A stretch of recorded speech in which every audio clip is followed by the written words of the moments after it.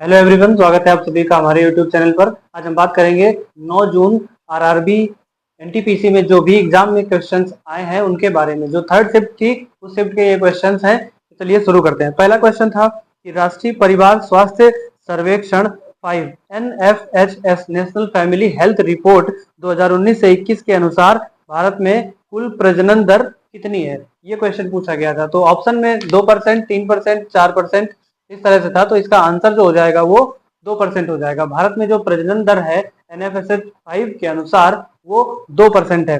अगला क्वेश्चन था कि जब कोई नया देश किसी देश से जुड़ता है तो उसकी नागरिकता कौन तय करता है। तो आप जानते हैं कि हमारे संविधान के अनुच्छेद 3 में कहा गया है कि कोई भी 3 प्रकार के राज्य होंगे, एक तो केंद्र और एक राज्य, और केंद्र सरकार का, दूसरा राज्य सरकार का, ये 2 क्षेत्र होंगे। इसके अलावा जो भारत सरकार किसी अन्य क्षेत्र का अधिग्रहण करती है तो उसकी नागरिकता कौन तय करेगा। तो उसकी नागरिकता जो है हमेशा केंद्र सरकार ही तय करती है, क्योंकि ये राष्ट्रीय स्तर का मामला होता है और राष्ट्रीय स्तर के जितने भी मामले होते हैं वो सभी भारत सरकार यानी कि केंद्र सरकार तय करती है।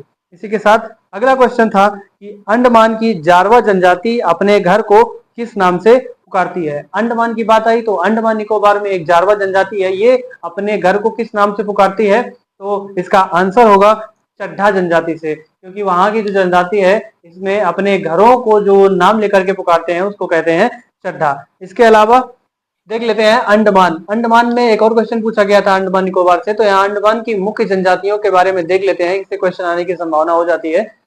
अंडमान की मुख्य जनजातियां हैं ओजे, जारवा, महान और शैम्पेन। शैम्पेन जनजाति के बारे में एग्जाम में क्वेश्चन पूछा जा चुका है, तो आप याद रखेंगे कि शैम्पेन जनजाति अंडमान की है। इसी के बाद अगला क्वेश्चन दिया है कि चुआर विद्रोह कब हुआ था। चुआर विद्रोह के बारे में पूछा गया है कि चुआर विद्रोह कब हुआ था। तो चुआर विद्रोह झारखंड का एक प्रमुख विद्रोह है और इसका जो ये कब हुआ था, ये हुआ था 1798 से 99 में। ये याद रखेंगे, इसका आंसर जो होगा वो 1798 से 99 में हुआ था। इसके अलावा अंडमान निकोबार से एक और क्वेश्चन था कि अंडमान में कुल कितने द्वीप हैं। तो अंडमान में इस समय वर्तमान समय में 572 द्वीप हैं। 572 द्वीप अंडमान में जो भारत के अंतर्गत आते हैं वो हैं। इसके अलावा अगला क्वेश्चन था कि याहिया सरहिंदी जो कि तारीख ए मुबारक शाही के लेखक थे। तारीख ए मुबारक शाही नाम की किताब जो है याहिया सरहिंदी ने लिखी है। ये क्वेश्चन आप याद रखेंगे ताकि अगले शिफ्ट में क्वेश्चन ये आ सकता है। तारीख ए मुबारक शाही के लेखक याहिया सरहिंदी थे और इस पुस्तक में उन्होंने किस वंश के संस्थापक को पैगंबर मोहम्मद का वंशज बताया था। तो वंश पूछा गया है कि किस वंश के शासक को पैगंबर मोहम्मद का वंशज बताया था। तो ये होगा सैयद वंश। सैयद वंश दिल्ली सल्तनत का एक प्रमुख वंश है और सैयद वंश इस पुस्तक में बताया है उन्होंने कि ये जो है पैगंबर मोहम्मद साहब का वंशज था, सैयद वंश। ठीक है। इसी के साथ अगला क्वेश्चन था कि 2024 में भगवान बिरसा मुंडा की 150वीं जयंती पर किस विशेष दिवस का आयोजन किया गया। तो बिरसा मुंडा ये भी झारखंड की एक प्रमुख जनजाति है, जहां से हमारी जो है राष्ट्रपति जी जो इस समय द्रौपदी मुर्मू है वो आती हैं। तो जनजातीय गौरव दिवस मनाया जाता है बिरसा मुंडा दिवस के। बिरसा मुंडा जिस दिन पैदा हुए थे भगवान बिरसा मुंडा, और वो तारीख थी 15 नवंबर। तो पिछले साल, ये करंट से जुड़ा हुआ क्वेश्चन है, 15 नवंबर 2024 को 15 नवंबर 2024 को ये बिरसा मुंडा दिवस मनाया गया और उसी दिन जनजातीय गौरव दिवस के रूप में हम लोग मनाते हैं। अब भगवान बिरसा मुंडा के बारे में देख लेते हैं। बिरसा मुंडा जो थे इनका जन्म जो है बिरसा मुंडा, क्योंकि यहाँ से क्वेश्चन आ सकता है। बिरसा मुंडा का जन्म जो है 1875 में झारखंड में हुआ था और खूंटी जिला था, जिला का नाम था खूंटी, और जो गांव का नाम था वो गांव का नाम था उलीहातू। ये गांव का नाम था, ये आप याद रखेंगे। झारखंड जिले में उलीहातू गांव का नाम था और जो खूंटी था वो जिला का नाम था। इनके बचपन का नाम जो था वो दाऊद मुंडा था। बचपन में इनको कहा जाता था दाऊद मुंडा। तो इस तरह से जनजातियों से संबंधित क्वेश्चन पूछे जा रहे हैं। और इसके बाद जो क्वेश्चन था अगला करंट से था कि पोषण अभियान को कौन फंड देता है। पोषण अभियान जो भारत सरकार के द्वारा चलाया जा रहा है, इसको फंडिंग कहाँ से हो रही है। तो इसकी फंडिंग जो है वो विश्व बैंक के द्वारा हो रही है। इसका सही आंसर जो होगा वो वर्ल्ड बैंक होगा और इसमें ऑप्शंस दिए थे WHO, ADB, वर्ल्ड बैंक और इनमें से कोई नहीं। तो जो पोषण अभियान है ये है क्या? ये राजस्थान राज्य में झुंझुनू डिस्ट्रिक्ट में चलाया जा रहा है। इसमें 0 से 6 वर्ष तक के बच्चों के पोषण के लिए, उनको कुपोषित ना हो, इसलिए फंड जो है वो वर्ल्ड बैंक के द्वारा भारत सरकार से मिल करके ये योजना चलाई जा रही है। और जो 0 से 6 वर्ष के बच्चे हैं उनको जन्म से 6 साल तक के लिए। ठीक है, इसके बाद अगला क्वेश्चन था कि एक साइंस से क्वेश्चन है कि CO2 के 2 मोल परमाणु में परमाणुओं की संख्या कितनी होगी? CO2 यानी कार्बन डाइऑक्साइड। कार्बन डाइऑक्साइड में CO2 कार्बन डाइऑक्साइड, CO2 में CO2 के 2 मोल में परमाणुओं की संख्या क्या होगी? देखिए, मोलों की संख्या जब पूछी जाती है तो 1 मोल बराबर होता है, एवोगैड्रो नंबर होता है, तो 6.023 गुणा 10 की घात 23 परमाणु ये होते हैं। 1 मोल में जितने परमाणु होते हैं वो कितने होते हैं? 6.023 गुणा 10 की घात 23। अब CO2 के 2 मोल पूछे गए हैं। अब ये CO2 है तो ये पूरा 1 मोल है, ये पूरा ही 1 मोल कहा जाएगा क्योंकि इसमें 1 कार्बन है और 2 ऑक्सीजन है। तो 1 कार्बन और 2 ऑक्सीजन ये कुल मिला के कितने हो गए? 2 और 1 3 अणु। 3 और 2 मोल में पूछा गया है तो 3 गुणा 2 यानी कि 6 मोल हो गए। और 1 मोल में परमाणु कितने होते हैं? 6 गुणा 10, 6.23 023 गुणा 10 की घात 23 परमाणु। तो इसका इसमें मल्टीप्लाई कर देंगे। अब 1 मोल में इतने होते हैं तो 6 मोल में कितने होंगे ये पूछा गया है, तो 6 का इसमें गुणा कर देंगे। तो 6 का गुणा करेंगे तो 6 रंग 36, 6 3 18 के 8 हासिल 1, 6 दूनी 12 और 1 13 के 1 13 के पूरा आ जाएगा 13 और 6 रंग 36, 36.138 गुणा 10 की घात 23। अगर घात बढ़ाएंगे तो यहाँ 3.6138 इंटू 10⁻23 परमाणु। इसी तरह से ये इसका आंसर हो जाएगा कि इसमें CO2 के 2 मोल में कितने परमाणु होंगे? तो 3.6 गुणा 10 की घात 23 परमाणु हो जाते हैं। इसी तरह से अगर सल्फर डाइऑक्साइड के बारे में पूछा जाता, SO2 के कितने अणु? SO2 में अब ये पूरा 1 अणु माना जाता है। अब इसमें परमाणुओं की संख्या पूछी जाती तो फिर से इसमें सल्फर का 1 है, ऑक्सीजन के 2 हैं, तो ये 3 अणु हो गए। और अगर इसमें परमाणुओं की संख्या पूछी जाती तो ये इसमें गुणा कर देते हैं किसका? जो 1 मोल होता है, 1 मोल 6.023 गुणा 10 की घात 23। ये साइंस के क्वेश्चन पूछा गया था ये। तो इस तरह से अगर एग्जाम में और कोई परमाणु पूछ दिया जाता है, मान लीजिए अगर H2SO4 पूछ दिया जाता है, तो जितने भी आपको दिख रहे हैं वो सब जोड़ लेते हैं। 2 हाइड्रोजन यानी कि 2, सल्फर 1, 4 ऑक्सीजन, तो ये इसके अणु हो जाते हैं। 4 तो 6 और 1 7 अणु। अगर इसमें परमाणुओं की संख्या पूछी जाएगी तो इसमें 6.023 गुणा 10 की घात 23 जो एवोगाड्रो नंबर होता है उसका मल्टीप्लाई कर देते हैं। ठीक है, तो इस तरह से ये हो जाता है। एक क्वेश्चन पूछा गया था कि 71वें संविधान संशोधन में 8वीं अनुसूची में कौन सी भाषा जोड़ी गई है? भाषा से संबंधित क्वेश्चन पूछा गया था। अब संविधान में जो भाषाएं रखी गई हैं वो 8वीं अनुसूची में रखी गई हैं। 8वीं अनुसूची में जब संविधान बना था तो इसमें शुरुआत में 14 भाषाएं थी, इसके बाद 8 भाषाओं को जोड़ा गया है। भाषा से संबंधित जो संविधान संशोधन है वो 21, 71 और 92। 21वां संविधान संशोधन जिसमें सिंधी भाषा जोड़ी गई, 71वां संविधान संशोधन जिसमें 3 भाषाएं जोड़ी गई और 92वां संविधान संशोधन जिसमें 4 भाषाएं जोड़ी गई। 71वें संविधान संशोधन में 3 भाषाएं याद रखेंगे आप, KMN यानी कि कोंकणी, मणिपुरी और नेपाली, 3 भाषाएं जोड़ी गई। इसके अलावा 92वां संविधान संशोधन, इसमें 4 भाषाएं जोड़ी गई। वो थी कौन कौन सी थी? बोडो, डोगरी, मैथिली और संथाली, ये 4 भाषाएं जोड़ी गई संविधान संशोधन 92वें के द्वारा। तो जो क्वेश्चन था वो सॉल्व हो जाता है। पूछा जाता है कि 71वें में कौन कौन सी भाषाएं जोड़ी गई थी? तो कोंकणी, मणिपुरी और नेपाली, ये 3 भाषाएं जोड़ी गई थी 71वें संविधान संशोधन के द्वारा। ठीक है, इसी के बाद अगला क्वेश्चन जो था वो था कि WHO ने हाल में किस देश को अंधेपन का कारण बनने वाले ओन्कोसेरियासिस रिवर ब्लाइंडनेस से मुक्त होने वाला पहला अफ्रीकी देश घोषित किया है? अफ्रीका अंध महाद्वीप के नाम से भी जाना जाता है और यहाँ पर एक नाइजर देश है। नाइजर देश में एक नदी है, उस नदी से जो केमिकल निकलता था वहां पर, उससे लोग अंधे हो जा रहे थे। तो WHO ने उसको अब इलाज करके उसको स्वस्थ कर दिया है, तो उसको मुक्त घोषित किया है। तो वो देश का नाम पूछा गया है तो वो देश का नाम हो जाता है नाइजर। अगला क्वेश्चन था कि अरुणाचल प्रदेश के पूर्व में कौन सा देश है? अरुणाचल प्रदेश भारत का नॉर्थ ईस्ट में पड़ने वाला एक देश है। अरुणाचल प्रदेश का अगर नॉर्थ ईस्ट का नक्शा देखें तो कुछ इस तरह से आता है।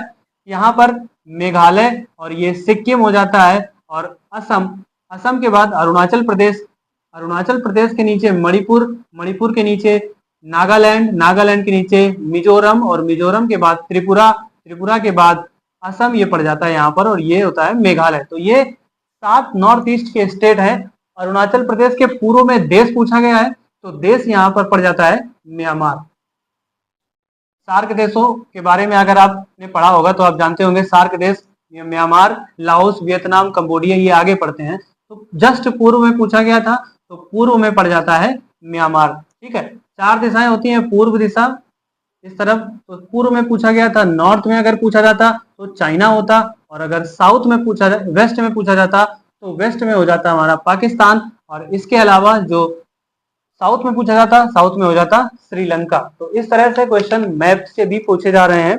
अगला क्वेश्चन था कि सुनीता विलियम्स कितने दिन बाद अंतरिक्ष से वापस लौटी। सुनीता विलियम्स अंतरिक्ष गई थी, 8 दिन के प्रोग्राम में अंतरिक्ष गई थी, लेकिन वहां पे कुछ तकनीकी खराबी होने के कारण इनको ज्यादा दिन तक रुकना पड़ा। तो सुनीता विलियम्स जो है अंतरिक्ष में 286 दिन तक रुकी हैं, और 286 दिन बाद वापस लौटकर आई हैं। और जिस दिन वापस लौट कर आई हैं वो तारीख आपको याद रखना है, 18 मार्च 2025। इसी साल 18 मार्च को वापस लौट करके आई हैं और 286 दिन तक अंतरिक्ष में रुकी हैं।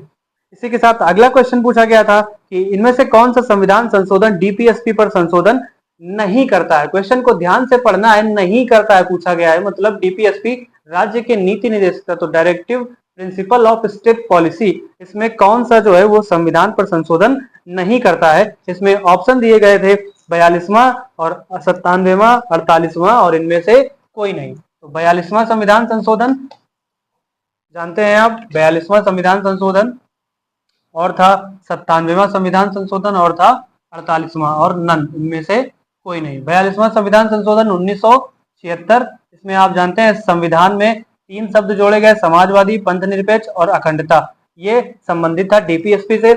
इसके बाद जो अगला था जो 97वां संविधान संशोधन था, 97वें संविधान संशोधन में अनुच्छेद 243 में जो है सहकारी समिति को जोड़ा गया, ये भी डीपीएसपी से संबंधित है। 43 अनुच्छेद में आता है, तो सहकारी समिति ये भी संबंधित है। और इसके बाद जो 48वां संविधान संशोधन है, ये राष्ट्रपति शासन का विस्तार, जब पंजाब में राष्ट्रपति शासन लगा था तो उस राष्ट्रपति शासन के विस्तार के लिए ये संविधान संशोधन लाया गया था। और अगला ऑप्शन था नन, तो जो आंसर हो जाएगा आपका वो हो जाएगा 48वां संविधान संशोधन। ये डीपीएसपी के संविधान संशोधनों से संबंधित नहीं है, बाकी के दोनों है, और नन तो हो ही नहीं सकता। तो अगला क्वेश्चन था डीवीडी में लेजर की आवृत्ति कितनी है। साइंस से क्वेश्चन था डीवीडी में लेजर। अब देखिए यहाँ फुल फॉर्म भी आपसे पूछा जा सकता है, डीवीडी, डीवीडी का full form digital video display, CD, CD का फुल फॉर्म होता है compact disc, laser, LASER, laser इसमें है। तो लेजर का जो फुल फॉर्म होता है लाइट एम्प्लीफिकेशन, क्या होता है फुल फॉर्म, याद रखिएगा, light amplification, light amplification of stimulated emission of radiation, ये होता है इसमें पूरा फुल फॉर्म। ठीक है, लाइट एम्प्लीफिकेशन ऑफ नहीं, बाई होता है, by stimulating emission of radiation, याद रखिएगा, ये एग्जाम में क्वेश्चन पूछा जा सकता है।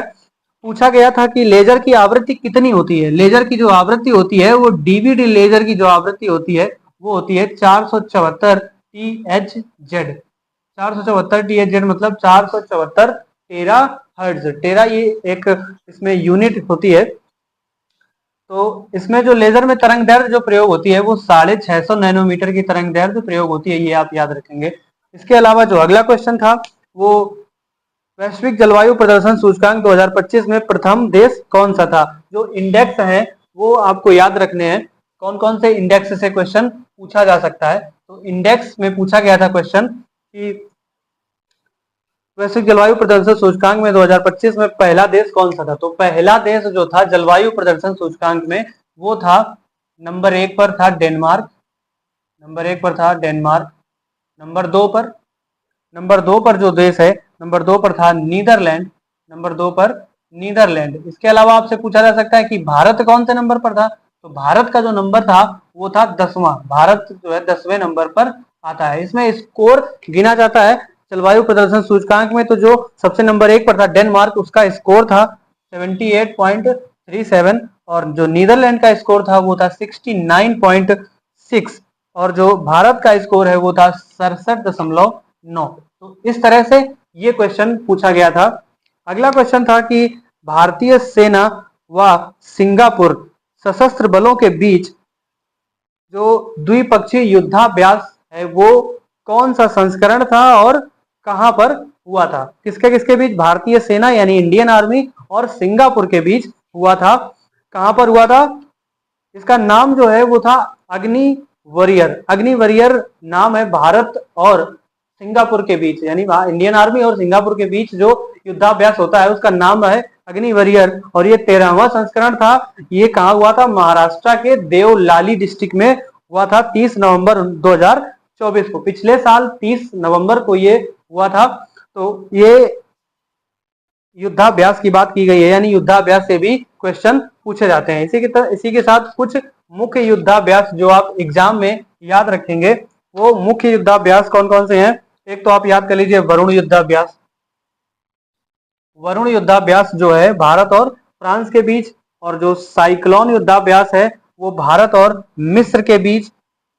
साइक्लोन वरुण जो है इंडो फ्रांस, भारत और फ्रांस के बीच, और साइक्लोन साइक्लोन याद रखेंगे आप इंडिया और मिस्र के बीच यानी इजिप्ट के बीच। और जो कोमोडो है वो इंडोनेशिया, कोमोडो इंडोनेशिया और इंडिया के बीच। तो ये मुख्य युद्धाभ्यास हैं, ये पूछे जाने की संभावना एग्जाम में है, तो इनको आप याद रखेंगे। और युद्धाभ्यास देख सकते हैं आप कौन कौन से इस साल जो हुए हैं या जो पिछले साल 2024 के हैं वो एग्जाम में पूछे जा रहे हैं। अगला क्वेश्चन था कि 1784 में ब्रिटिश शोषण के खिलाफ पहला आदिवासी विद्रोह का नेतृत्व किसने किया था? तो पहला आदिवासी नेतृत्व, आदिवासी जो पहला विद्रोह हुआ था वो विद्रोह हुआ था संथाल समुदाय से। और संथाल समुदाय से, ये संथाल जनजाति कहां से आती है? झारखंड से आती है। और झारखंड में संथाल जनजाति से जो पहला विद्रोह हुआ था उनका नाम था, जो जिन्होंने विद्रोह किया था उनका नाम था तिलका मांझी। तिलका मांझी ने पहला विद्रोह किया था और यह सन था 1784। झारखंड की मुख्य जनजातियों के बारे में जान लेते हैं। और जनजातियां कौन कौन सी हैं? मुंडा जनजाति, उराव जनजाति, हो जनजाति, कोल, गोंड और असुर जनजाति, ये झारखंड की मुख्य जनजातियां हैं। तो इन्हें आप याद रखेंगे, हो सकता है एग्जाम में क्वेश्चन इससे पूछा जाए। तो इस वीडियो में इतना ही, मिलते हैं नेक्स्ट वीडियो में नए क्वेश्चन के साथ जो एग्जाम में आए हुए हैं। तब तक के लिए जय हिंद।